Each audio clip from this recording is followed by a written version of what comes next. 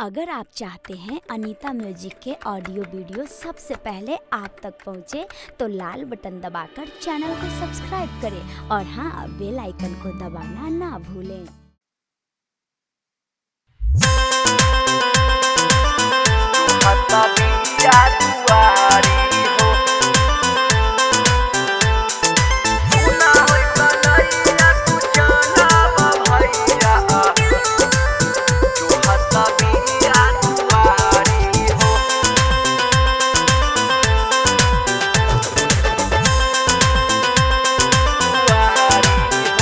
बहनी जो हता बिया दुआरी हो, भैया कबले तू धरा तारा गारी हो।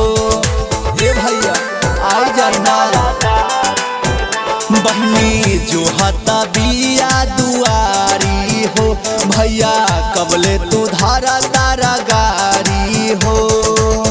आह कैल सावन रक्षा बंधन त्योहारा बा,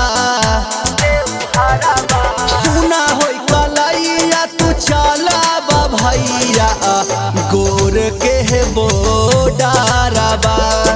सुना होई कलैया तू चला बा भैया गोर के बोडारबा।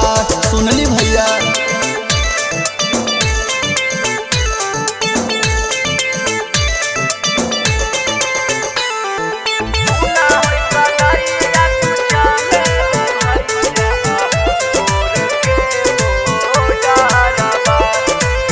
मंगला साहेब से छुट्टी बहिन खातिर हो। ए भैया सुनी ना छुट्टी ले ली। मंगला साहेब से छुट्टी बहिन खातिर हो, बांधब कलाई धागा लागल फिकीर हो। शुभ दिन भुलाई हा जानी देख के पताराबा।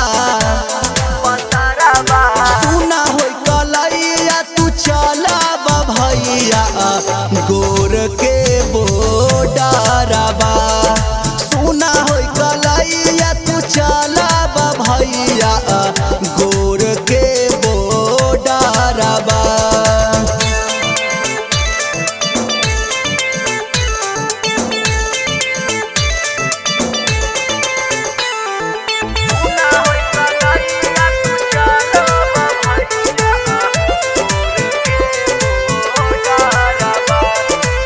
लेके बाहर आइल रक्षा बंधन हो, बात जानी भूलैया। लेके बाहर आइल रक्षा बंधन हो, ओम परवाना भैया झूमत मन हो। शिवम बिहारी लेके आइहा दुलाराबा।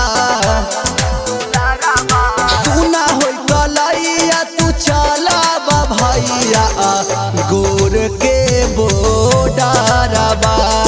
सुना होई कलैया तू चला बा भैया गोर के बोडारबा।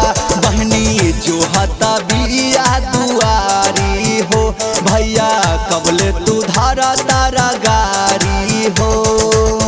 आह कैल सावन रक्षा बंधन त्योहारबा। सुना होई कलैया तू चला बा भैया गोर के बोडारबा। सुना होई कलैया तू चला बा भैया गोर के